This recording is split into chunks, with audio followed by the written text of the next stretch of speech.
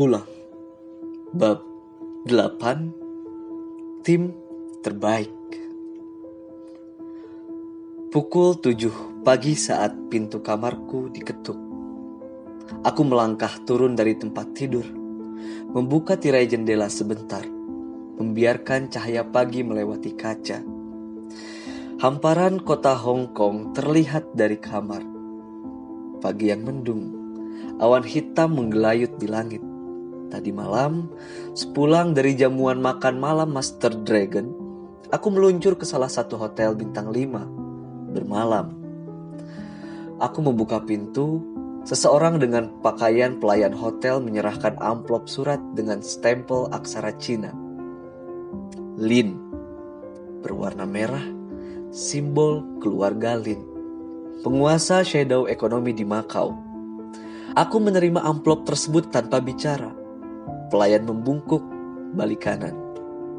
Aku merobek ujung amplop, mengeluarkan surat di dalamnya. Logo Lin kembali terlihat di atas kertas. Membacanya. Itu surat undangan resmi, isinya pendek. Memintaku datang ke markas besar mereka di gedung kasino lantai 40 malam ini pukul 9. Pertemuan antar dua keluarga seperti perintah Master Dragon. Aku meletakkan surat itu sembarang di atas tempat tidur, berdiri di depan jendela, menatap kesibukan kota Hong Kong di bawah sana. Jalanan padat, kereta melesat di atas relnya, kapal-kapal memenuhi teluk Hong Kong. Aku mengusap rambut, seperti yang aku duga. Mereka terlalu pengecut untuk bertemu di tempat lain.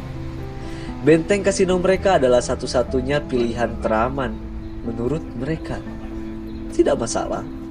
Rencanaku berjalan lancar. Aku tidak perlu mengubah apalagi menyiapkan cadangannya.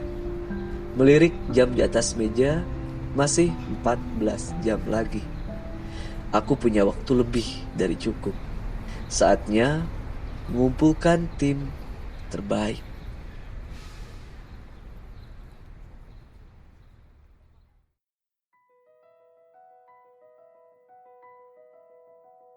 Pukul 8 pagi. Aku turun ke lobi hotel, mengenakan pakaian kasual, memakai kaca-kaca hitam, dengan topi golf, membawa peta Hong Kong. Seperti turis lain, menyetop taksi, memintanya mengantarkan ke Victoria Harbour. Dari sana aku menumpang feri yang melayani penyeberangan Teluk Hong Kong. Kapal feri ramai oleh penduduk lokal yang berangkat kerja, sekolah, berdagang, beraktivitas, juga turis-turis, sibuk memoto sana-sini. Aku melangkah berjalan di lorong kursi, menuju belakang feri. Aku mulai bergerak anggun membelah Teluk Hong Kong. Halo, pemandangan yang indah, bukan? Aku menyapa dua orang gadis. Mereka mengenakan pakaian seperti turis Jepang, warna-warni cerah, juga dengan topi lebar berwarna. Di tangan mereka tergenggam kamera terkini. Usia mereka sekitar 25 tahun.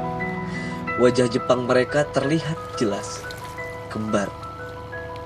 Halo, salah satu gadis itu membalas ucapanku. Kau bisa mengambilkan foto kami berdua? Aku mengangguk, menerima kamera. Dua gadis itu berdiri, tersenyum, mengacungkan jari, berpose. Di belakang mereka, gedung-gedung tinggi Hong Kong nampak gagah. Aku menjepret 2-3 kali. Dua gadis itu juga berganti pose centil. Kemudian aku mengembalikan kamera. Angin kencang memainkan anak rambut mereka. Kapal feri terus melaju di perairan Hong Kong. Sekali dua berpapasan dengan kapal-kapal lainnya, membunyikan klakson. Kalian ada acara malam ini? Dua gadis kembar itu menggeleng, asyik melihat hasil foto di layar kamera. Kalian bisa menemaniku di Macau, Grand Lisabon, lantai 40, pukul 9 tepat. Menemanimu? Apa rencananya? Mengambil sesuatu. Di luar itu, bebas. Tidak ada peraturan. Siapa tuan rumahnya? Tuan rumah yang sama sekali tidak ramah. Oh ya? Apa yang harus kami siapkan? Apapun yang bisa kalian bawa. Aku butuh semua bantuan yang tersedia. Terutama saat kabur dari kejaran anjing pemilik rumah. Kalian bisa menemaniku. Dua gadis itu tersenyum centil. Tergantung berapa bayarannya. 5 batang emas untuk setiap orang. Mereka saling tatap sejenak, tertawa, mengangguk serempak. Aku menyerahkan selembar kertas berisi rencana detail nanti malam. Kapal feri sudah hampir merapat di dermaga seberang. Para penumpang bersiap turun. Selamat bersenang-senang. Aku berpamitan, hendak melangkah. Hei, kau tidak mau berfoto bersama kami sebelum pergi? Aku menggeleng. Ayolah, untuk kenang-kenangan. Satu gadis lain menggoda. Kau tidak pernah berfoto bersama setiap kali bertemu. Selfie? Aku melambaikan tangan, tertawa kecil. Sudah melangkah. Ingat, jangan terlambat. Pukul 9 nanti malam. Dinding kapal feri merapat di dermaga. Aku memperbaiki kerah jaket, loncat turun. Berjalan cepat di antara ratusan penumpang lainnya. 1-2 anak-anak berlarian, saling mengejar. Berseru riang dalam bahasa setempat. Mereka sedang liburan bersama keluarga. Salah satu pelajaran penting yang dulu kupelajari dari Kopong adalah jangan pernah tertipu dengan penampilan fisik. Di dunia hitam, Kopong lebih suka menyebutnya dengan istilah itu dibanding shadow economy. Di dunia hitam, ada banyak sekali orang-orang yang bergaya, terlihat wah, berpakaian meyakinkan tapi kosong dalamnya. Digertak sedikit, sudah lari terkencing-kencing. Sebaliknya, ada orang yang terlihat seperti orang kebanyakan, seperti tetangga sebelah rumah, atau seperti teman kerja biasa, tapi dalamnya sangat berisi. Orang yang sangat lihai dan berpengalaman di dunia hitam. Selintas lalu, 2 gadis kembar dari Jepang ini seperti turis. Wajah mereka imut, berpenampilan centil, asyik beranjang sana di atas feri yang membelah Teluk Hong Kong. Tapi jangan tertipu. Mereka adalah pencuri kawakan yang 3 hari lalu berhasil mengambil patung naga emas dari Museum Singapura.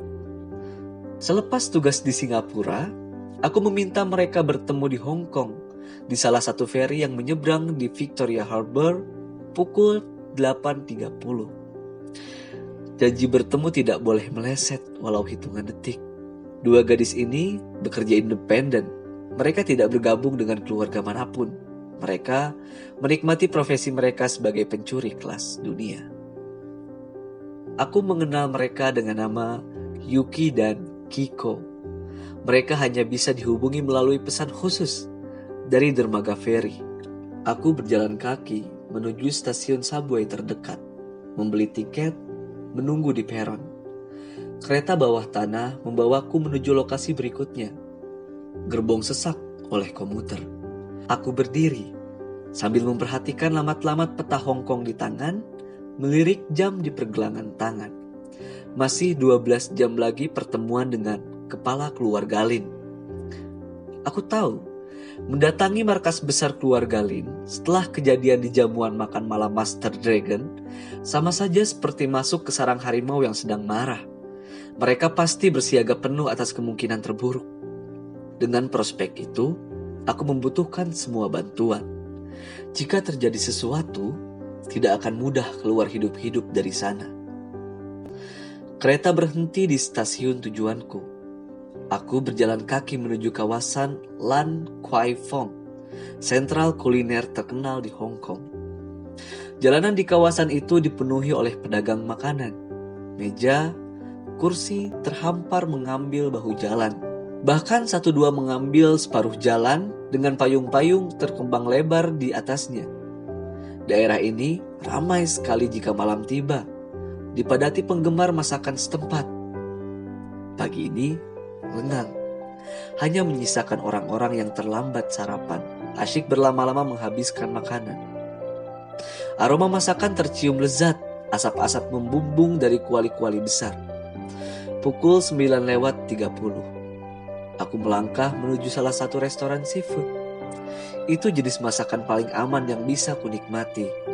Aku memilih meja luar dekat dinding, persis menghadap jalanan, duduk di kursinya, menyaksikan orang berlalu lalang. Juru masak sekaligus pemilik restoran itu melangkah ke mejaku. "Selamat pagi Bujang." "Kejutan, kapan kau tiba di Hong Kong?" Dia menyapa dengan bahasa setempat, meski bukan penduduk setempat, tersenyum lebar. Aku balas tersenyum, mengangguk. "Selamat pagi, White. Aku baru tiba tadi malam. Perutku lapar. Bisakah kau menyiapkan sesuatu? Aku sengaja tidak sarapan di hotel." "Kau mau pesan seperti biasa? Tanpa bir, tanpa daging babi?" "Ya, untuk yang itu, seperti biasa. Tapi kali ini, aku ingin kau menemaniku makan. Ada yang hendak ku bicarakan. Kau mungkin tertarik." Juru masak akrab menepuk bahuku. "Baiklah, akan kusiapkan dulu makanannya. Setelah itu aku akan menemanimu, Bujang." Dia kembali ke kuali besarnya, mulai tenggelam menyiapkan pesananku. Aku kenal juru masak restoran seafood ini. Kawan lama. Aku sering mengunjunginya jika sedang di Hong Kong. Usia juru masak ini sepantaran denganku. Orang tuanya berasal dari Amerika. 20 menit juru masak itu kembali ke mejaku, membawa 2 piring berisi udang dan cumi, berseru, menyuruh koki lain menggantikan posisinya. Menarik kursi, duduk di seberangku. "Ada apa, Bujang? Apa yang hendak kau bicarakan?" "Aku ada urusan malam ini di Macau." Aku mulai menyendok makanan. Beberapa turis terlihat berjalan melintasi jalanan. Asap dari kuali besar mengambang di sekitar bersama aroma lezatnya. Awan gelap menggumpal memenuhi langit. Mendung. "Macau?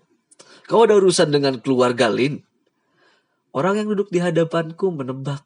Dia jelas tahu banyak tentang shadow economy. Aku mengangguk.